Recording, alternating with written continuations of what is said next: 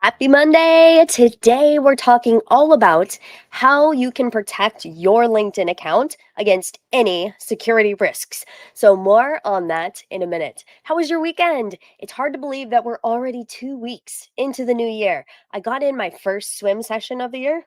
Okay, I made it. I've got a long ways to go, but I'm very excited about learning a new skill and hopefully, cross fingers, it will also translate to being more comfortable in the water when it comes to surfing. So now it is time for Mondays with Mindy. This is a weekly show on, you guessed it, Mondays, where I talk about all things LinkedIn pipeline, promo, and profiles, what I call the three P's of LinkedIn. So do you have questions about LinkedIn that you want me to answer? Be sure to like this post, whether you're watching live or from the replay. Leave your questions below, and I will answer them after the show or on a future episode of Mondays with Mindy. Today's episode actually comes from one of our live stream listeners, and he has been begging me to do an episode on LinkedIn security. And you think, really? We want to talk about that? It's really important. So I'm so glad he brought it up. So if you have suggestions for topics you want covered, DM me if you don't feel comfortable sharing it in the comments. Let's get to today's topic. How can you be sure that your LinkedIn account is as protected as possible against security risks and remains a valuable place to grow your network with the right people? Many people assume that their LinkedIn account is safe no matter what they do. Who they give access to, whether they decide to hook up some Chrome plugin or some other third party application to their profile. The thing is that it pays to pay attention to how secure your LinkedIn account is at any given time because you likely have already invested months, years, maybe even more than a decade plus of effort into your network. It is not that sexy to talk about security because most of us are more interested in growth, leads, new connections. Those are the ones that get the most clicks. That's what we really want to know, right? But you must protect your LinkedIn account just as you would anything else in your life. For example, you wouldn't drive a car without insurance. At least, I hope you wouldn't. But let's gloss over the fact that you must have insurance per the law, of course. But even if you took every measure to drive carefully, you would still want to be sure that you are insured regardless. You would do everything in your power to make sure your insurance is adequate. So there are sometimes things outside your control that you may not be able to protect against. I get that. Your LinkedIn account is never 100% secure. If you are online, your passwords are never 100% secure. I understand that. But when you value your LinkedIn presence, your network, and connections, you understand the value in protecting what you've worked so hard to build. To the best of your ability, of course. I've worked with a number of experts over the years who have had their LinkedIn accounts compromised, either through an app that triggered LinkedIn's warning system. Some of them have been hacked. Others have given out their LinkedIn password to someone who was not trustworthy. Let's just say that it took a lot of troubleshooting to get their accounts back to where they were prior to that breach. So today we will talk about some very, very simple ways. You don't have to be a nerd or somebody who's really into like anti-hacking and all that stuff. I don't even know what the term is to protect your LinkedIn account. Keep it secure along with some best practices when you are delegating aspects of your LinkedIn program to someone else. So, aloha. For those who don't know me, my name is Mindy Rosser. I'm the founder of Mindy Rosser Marketing, and I have a group program called the LinkedIn Accelerator for those who want to go from 0 to 60 on LinkedIn with their profile and their network. So, I will actually share the link at the end if you're interested and you want to get on the January waitlist. We are kicking off, I think, 2 weeks from today, so just around the corner. So, I help superstars who feel they are the best kept secret in their industry to become that go to visible expert in their niche so they can get that next opportunity, grow their business, and scale their impact on LinkedIn. In this live, we are going to talk about why it is critically important to protect your LinkedIn profile so you don't have to deal with a compromised account or shut down account, and how you can set up a few safety protocols to protect your LinkedIn profile as you start delegating. So, are you ready? Let's do this. Go ahead and like this post, whether you're live or watching from the replay, to give it some social love.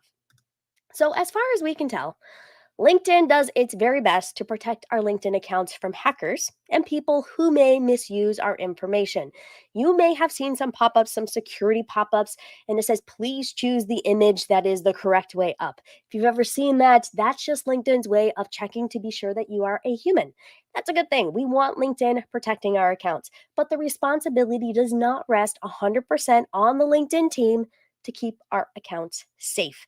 As active users, we must understand that our role in keeping our account safe, it's important. And if we do not protect our account, if we do not pay attention to the security of our LinkedIn profile, we could experience some consequences, which are not so pretty.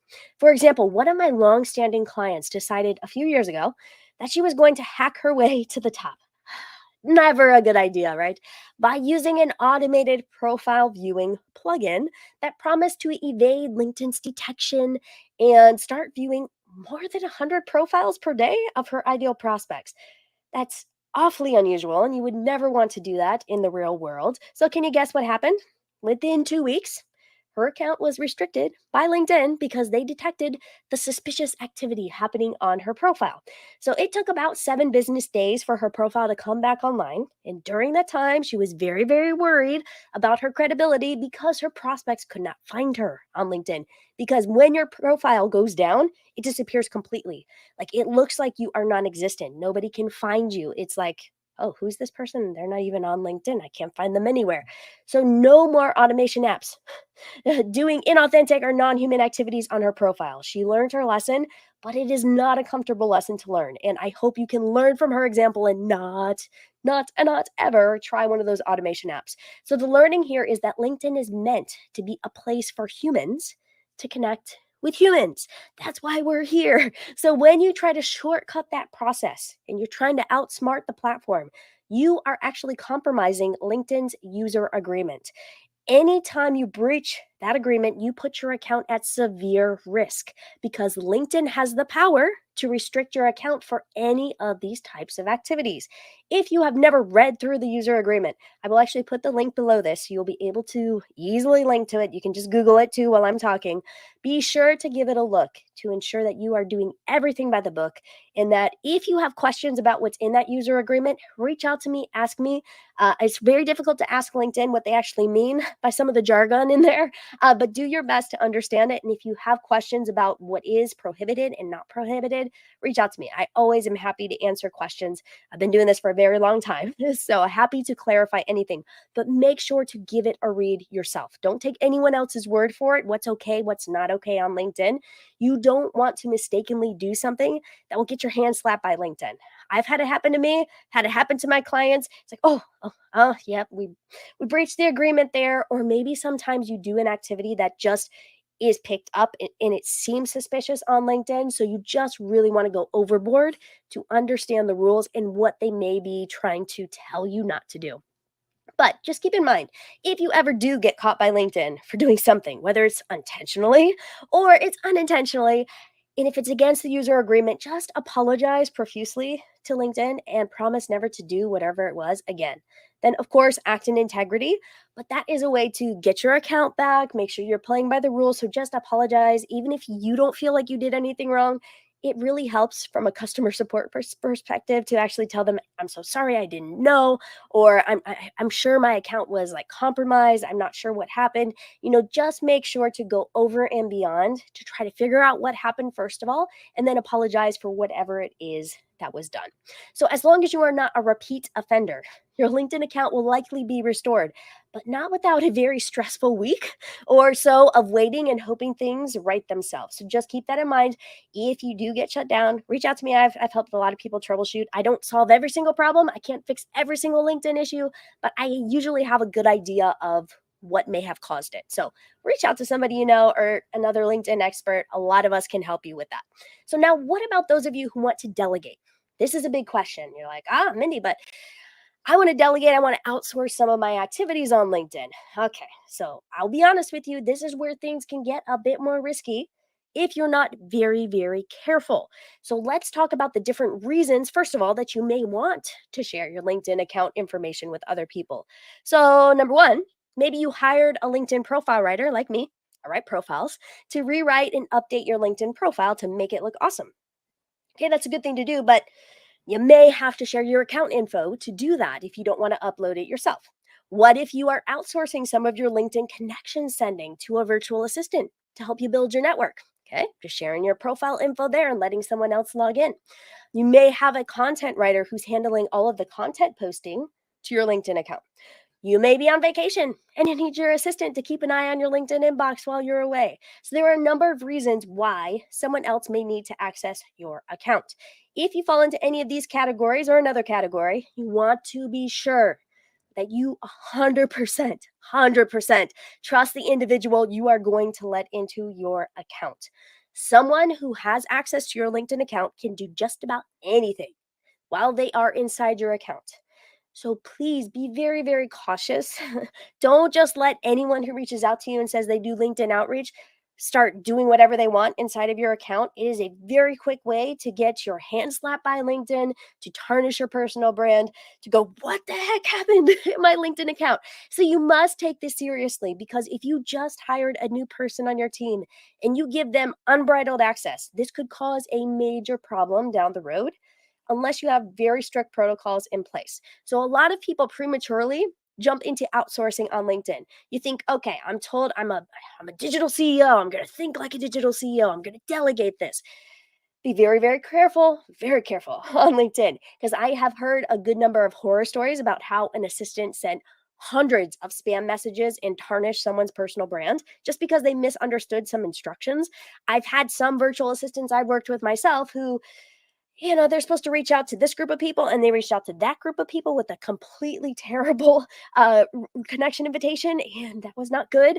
So sometimes you may hire somebody to write content for you and they post something and maybe you didn't see the post or approve the post and it's very controversial and it could cost you your job or a client. So be very, very cautious. If in doubt, just say, hey, can we work on this together? Can we share screens while you're logging into my account? Can I see what you're doing? You just want to make sure that you trust the person, or give them a very small thing to do on your LinkedIn profile and see if they do it well. If they do it well and they hop out and nothing happens, like, okay, give them a little bit more responsibility. You could also reach out to a colleague or a friend of yours who has a virtual assistant who works with them on LinkedIn profiles and say, hey, does your person have a few extra hours to help me with mine? I understand that they are vetted, that you can trust them. They've been working with you for years. That's another good way to kind of find somebody who you can trust, even if you haven't worked with them before, but still be very, very cautious and be very careful whenever you give temporary or ongoing access to your LinkedIn account. On that note, this can be a huge warning sign to LinkedIn if you have multiple suspicious logins to your account. So don't get so excited and say, oh, I'm going to have this virtual assistant log into my account and send messages. I have another content writer. I have somebody else who manages my page, and they're all logging into your LinkedIn account. Maybe you have a sales navigator account and you have all of your team members logging into that one email LinkedIn account to access Sales Navigator. That's a big no-no. Don't do that on LinkedIn. I had a client who had, I think it was 12 people who had access to his LinkedIn account because they all wanted to use Sales Navigator. And he didn't want to pay for 12 team license, like a team license, and pay for 12 people to have Sales Navigator. They all logged into his account. What happened? For 1 week, his account got shut down. And he had some like multi-million dollar deals in the pipeline and he completely disappeared from LinkedIn, and they had been corresponding on LinkedIn. So he was just at the end of his rope because of what happened, but that's because he gave his information to too many people. They were all logging in and they didn't understand that that was a big no-no on LinkedIn. So don't do that. Okay. So technically only the owner of the LinkedIn account is supposed to be accessing their LinkedIn account. When you look through the LinkedIn user agreement I referenced earlier, you will see this. So you want to be really thoughtful about giving anyone else access to your account. A good best practice is to only have one person logged into your account at a time. This is what I work with my team on. If we ever have to access anybody's account temporarily, if I have to upload a profile, I try to let people know, hey, I'm hopping in here at this time. You may get a security code. If you do, let me know. We will sync, we will coordinate. But a good best practice, one person logged into your account at a time. That means if you have a team member, if you have a virtual assistant, you set specific hours around who logged into your account and when. And if you're concerned about more than one person being logged in at the same time, you communicate via text or Slack when someone is logging in or out. This is still very controversial. Keep in mind, LinkedIn does not like this. They really want you as the owner to be the only one logging into your account. But I'm sharing this information because I know a lot of you are still going to share your personal information anyways, because you want to delegate some things. So this can still put your account at risk. You are not 100% protected when you are sharing your account information. Keep that in mind. But you may feel like, okay, it's worth the risk if I just do it as safely as possible. So it does decrease the risk to some extent, but I can't guarantee you that you won't have your hand slapped or LinkedIn, temporarily restrict your account because you have suspicious logins happening. The safest way to protect yourself is to never allow anyone to log into your account but you. But sometimes this is just not feasible or practical. I work with a lot of CEOs who have assistants who go into their accounts and manage their correspondence. And I get it. And I think LinkedIn gets that now. A few years back, actually, they did shut down anyone's account who had anyone else logging in, or if they were logged in at multiple locations and hadn't logged out of those locations. But since that time, we have not had like this mass what do I say, mass temporary restrictions of everyone's accounts, because I think people have learned you just want to be really, really thoughtful. And I think LinkedIn understands too that there are busy executives who are not always able to be the only ones logging into their accounts. So just be really, really thoughtful. Take precautions when you need to delegate or outsource. All right, so let's talk about 5 tips to mitigate security risks on your LinkedIn account. If you want to succeed on LinkedIn and actually grow your business, get to that next rung in your career, attract your potential customers, get a book deal, land a spot on the interview show, you must learn how to protect your LinkedIn accounts, whether you manage your account yourself or whether you are outsourcing some elements of your program. That starts in knowing a few basic best practices that you can easily implement right now. We've talked about some of them already, but I'm going to sum them up for you here. So, number one, use a password manager. This is common sense, I think. Everyone should use a password manager to store their passwords. Why? Because it ensures that you never forget your password, first of all, and that it is stored safely for the long term. I love LastPass. I don't have an affiliation with them in any way. I'm not getting a kickback, but I use LastPass to store my passwords, and I can also share my passwords selectively with my virtual assistants without anyone actually knowing what my password is. So this actually protects my assistants because they don't have to be responsible themselves for storing my passwords securely. It also protects me because I can revoke access at any time. I can update or change my password and it doesn't cause any problems. You can also use a tool like 1Password or others. I'm not sure what all of them are to share and unshare passwords. If you haven't yet, please sign up for a password manager now. There are a lot of free ones out there. LastPass is awesome. It's totally worth. I think it's like $30 a year or something for like having a folder that I can share with my virtual assistants, and I can store all my passwords there. I love it. So every professional who does any work online should have a good password manager that you trust. All right, number two, change your password. Okay, I am so guilty when it comes to this one. I don't like to change my password, especially if it's one that I memorize, which you shouldn't do, by the way. But you always want to change your password from time to time. I like to use LastPass to remind me to change a password when it's been a while. Something else about LastPass I like is that they notify you if there has been a password that's been in a security breach or if any of your information has been compromised. So you know immediately that you need to change some things and just make sure all of your information is secure. So, changing your password is a very easy and simple process, especially when you use a password manager. Remember, never ever use the same password across multiple sites, as this can cause problems if your password or identity is compromised online. So, try not to pick something super easy for people to guess and try not to use the same password everywhere. I like to update my passwords every 6 to 12 months, but this does depend on the types of information I store on a site. So if there's a lot of private information, I like to go on the shorter end. If not, then, every 12 months is great. So you should not be able to remember your password by memory, as that means it's likely a weak password. So you want to go for a password that's like 12 to 16 plus characters. Again, just common sense, use a mix of capital letters, lowercase letters, numbers, special characters. So change your password, not make it an easy one people can guess. All right. Number three, one login at a time. So, like I mentioned before, you should only be logged into one LinkedIn account at a time on your device. So, if you have multiple people use the same computer or device in your household or at the office, be sure that everyone logs out of LinkedIn when they are finished. It's important. Also, if you do permit an assistant to log into your account, be sure, like I mentioned earlier, that you have specified hours when you each log into the account. So if there are logins outside that time period, be sure to have clear communication with each other about when you're logging in and when you're logging out, because that ensures that you are not having multiple suspicious logins. It's not going to be perfect, but just do your best.